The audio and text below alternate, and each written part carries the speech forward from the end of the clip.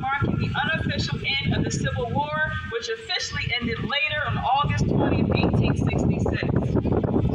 However, still, on June 19th, 1865, 89 years after our nation's founding, and more than 2 years after President Lincoln signed the Emancipation Proclamation, the Union Army General Gordon Granger arrived in Galveston, Texas, and read aloud that declaration, announcing the total abolition of enslavement in Texas.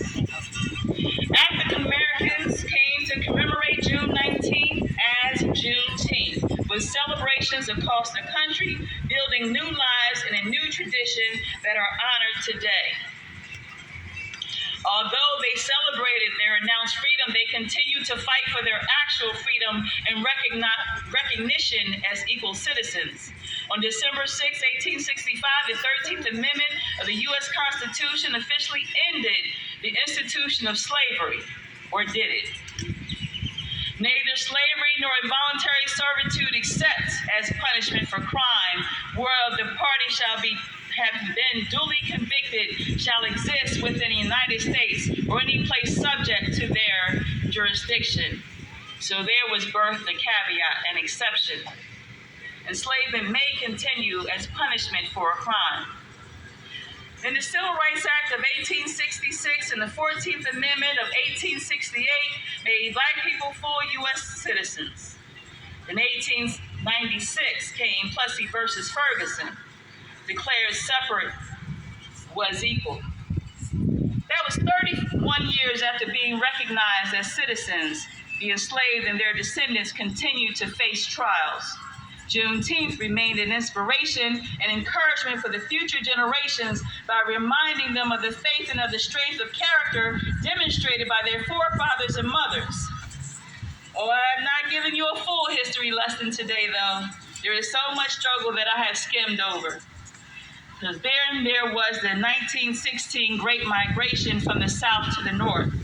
In 1917, there was the first big civil rights march against lynching. Lynching occurred from 1830 to 1960 at the start of the civil rights movement. That was about 130 years of lynching, of killing Black bodies. Then we go to 1935, we have redlining in housing, devaluing, undervaluing homes in Black communities, steering people to and away from Black communities, steering away money and investments away from Black communities, denying loans to Black people and Black communities. That was only 88 years ago. We know people 88 years and older. In 1954, separate then was declared inherently unequal by the Brown versus Board of Education decision. But 1955 was the Selma bus boycott. So we're still fighting to sit anywhere without deferring to a white person. And that was just 68 years ago. So we know people still alive, 68 years old and older. 1957, there was the Little Rock Nine trying to desegregate schools.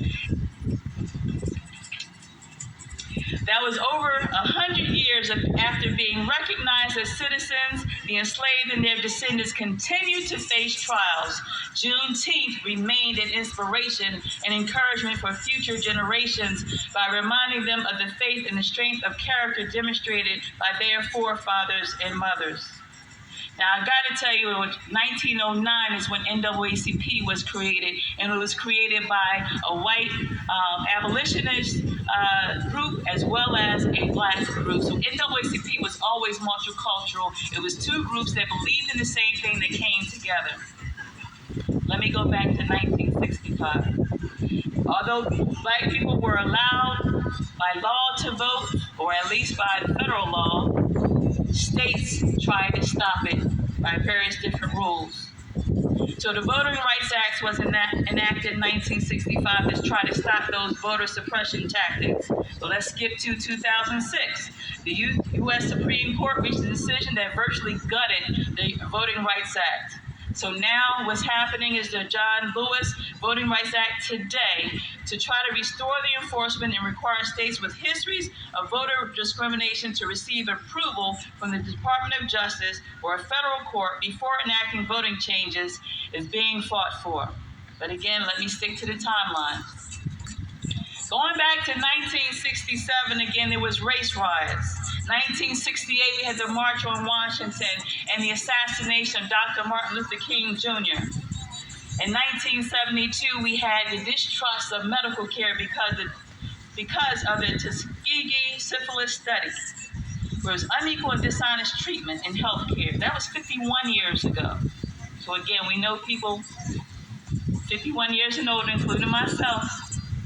And then we had the 1981 AIDS pandemic. We had Reaganomics and the war on drugs, criminalizing crack cocaine, which was used by people of color more than powder cocaine, which was predominantly used by white people. 1991 was one of the first times that excessive force by police was made national news by the beating of Rodney King Jr. 1994 was the crime bill that contributed to mass incarceration, predominantly of people of color. 1996 was the welfare to work, where it was required to return to work after 2 years or lose federal cash benefits, which exposed the lack of available employment. In 1998, 33% of working people were paid at or below the federal minimum wage and could not afford housing, medical care, or food. In 2005, the damage caused by Hurricane Katrina and the delayed response and governmental mismanagement and the racial and class discrimination led to needless death and prolonged suffering. That was 140 years after being recognized as citizens. The enslaved and their descendants continued to face trials. Juneteenth yet remained an inspiration and encouragement for future generations by reminding them of the faith and the strength of the character demonstrated by their forefathers and mothers, so they persisted. 2012 was the unjust murder of Trayvon Martin. 2017, the white nationalist riot in Charlottesville occurred over the removal of Confederate monuments. Today, the remnants remain of the sundown towns and empowering white people to believe they have the authority to police black people. And 2018 brought the term living while black. Can't golf, can't sleep in a common college area, can't wait for a friend in Starbucks, can't walk your dog, or the police would be called. And the list has continued to grow since 2018. Today, the remnants of the slave patrols, which were the foundation of the modern-day police, rears and continues to rear its ugly head. 2020 police killings of George Floyd, Ahmaud Arbery, Sandra Bland, and Breonna Taylor occurred, and we started shouting to remind Black Lives Matter. And we started shouting to remember her name. They were reminders, not that anybody else was less, but we were still citizens and we were still enough to be considered as people. Just yesterday, June 16, 2023, there was a viral video of York City police officers kneeling on what looked to be an unarmed man, choking him and repeatedly punching him in the face. That is 158 years after being recognized as citizens. The enslaved and their descendants continue to face trials. Yet, Juneteenth remains an inspiration and encouragement for us and by future generations, reminding us of the faith and the strength of character demonstrated by our forefathers and mothers, so we do still persist.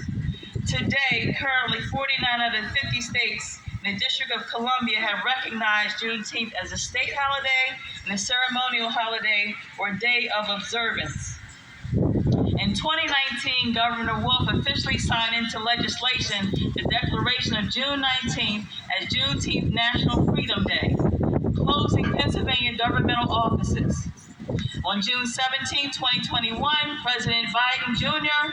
recognized Juneteenth as a national holiday, recognizes the end of a long legacy of systemic racism, inequality, and inhumanity.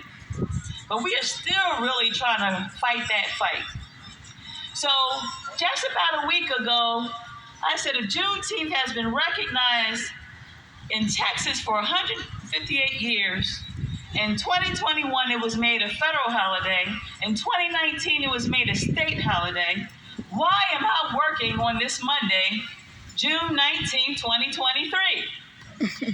So the Bar Association has worked on a resolution to change that so that Juneteenth will also be recognized by the county and the local government. And those are some things that we can have you also do. And again, these are things that NAACP does. We recognize what's happening and we try to find correction and we build upon our allies. And our allies look like every single one of you that are standing here.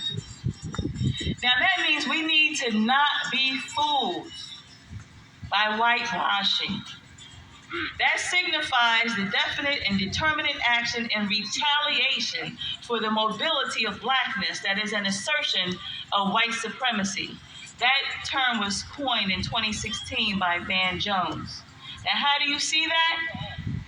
And around about 2018, Starbucks changed its policies and fired people because of the racial discrimination of police being called on 2 black men.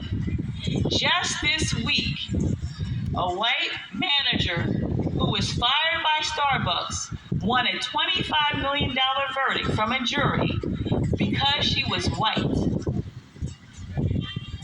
And she said she was fired because she was white, and Starbucks said she was fired because she allowed discrimination of 2 black men to occur. Don't be duped by the characterization of critical race theory. Critical race theory is not taught in K through 12. It is academic and legal framework taught in colleges and law schools. And that's taught to develop laws and policies that can dismantle structural inequities and systemic racism. It recognizes that building a more equitable future requires an examination of how the history of slavery and caste and systemic racism were foundational to the laws and institutions that exist today. CRT, as it's called, recognizes that racism is more than the result of individual bias and prejudice. So no, we're not causing an individual that's born today to feel guilty for what was done in the past by ancestors. But we are calling you all to do something about it and not let the systems to stand. Since the 2020 unity of all races and economic classes through the George Floyd protests and the 2020 election turnout, the term critical race theory has been co-opted as a catch-all and rallying cry to silence any discussions about systemic racism and to ban the truthful teaching of American history and to reverse progress toward racial justice. This is what the NAACP fights against. Now, the American Psychological Association talks about intergenerational trauma, and that's why all of this is important. And teaching history correctly is important, and understanding the effects of history is important. Intergenerational trauma is defined as a phenomenon in which descendants of a person who has experienced a terrifying event show adverse emotional and behavioral reaction to the event that are similar to those of the person himself or herself. These reactions vary by generation. There is the reality that people from historically disenfranchised communities are often robbed of their sense of value and place in society and are weighted down with displacement, rejection, and denial of opportunities, resulting in mental health issues, anger, addiction, suicide, and criminal activity. Therefore, they may lack self-determination and self-confidence. So to truly move forward, we must accurately teach the past to avoid walking in circles, returning to the same place, and getting stuck at dead ends. We must make room for people in the present to help them identify their strengths and passion and to create opportunities for them to develop and to use them. We must make sure that every city and every county that allows all of its people to celebrate Juneteenth. The recognition of Juneteenth is not just a celebration of emancipation from enslavement. It is a celebration and testament to the enduring spirit and resilience of a formerly enslaved people. Juneteenth reminds us of the stock for which we were birthed, and we rejoice. Juneteenth reminds us and the world that Black men and women, descendants of formerly enslaved, contributed to the United States becoming an economic force of the world. Juneteenth reminds us and the world that Black men and women, descendants of the formerly enslaved, contributed to inventions that helped the United States move into the 21st century. Such inventions include, but are not limited to, the 3-light traffic signal, refrigerated trucks, automated elevator doors, color monitors for desktop computers, the shape of the modern ironing board, clothes wringers, blood banks, laser treatment for cataracts, home security systems, the super soaker for children, and the list goes on. That is why education and true education is important, to understand that we all contribute. Juneteenth is a national and state holiday that reminds us of our incredible capacity as a nation to heal, to hope, and to emerge from our darkest moments with purpose and resolve. So we call upon you to be our ally. We call upon you to ensure that we continue to press forward and refrain from repeating the mistakes of the past, which was not so long ago. We call upon you to chant, forward ever, backward never. Can y'all say that with me? Forward ever, backward never. Forward ever, backward never. That is a chant of the NAACP. And how do you join locally? There's York NAACP. They have a Facebook. You can also join by $30 a year by PayPal at York NAACP. For youth students, it's $10 a year. And you can join by emailing NAACP, YORK NAACP2294 You can send a check or money order to P.O. Box 184, York NAACP 17405, York, Pennsylvania 17405. So again, I thank you for hearing me. I'm Sandra Thompson. Forward ever, backward never. Forward ever, backward never. Thank you. Woo!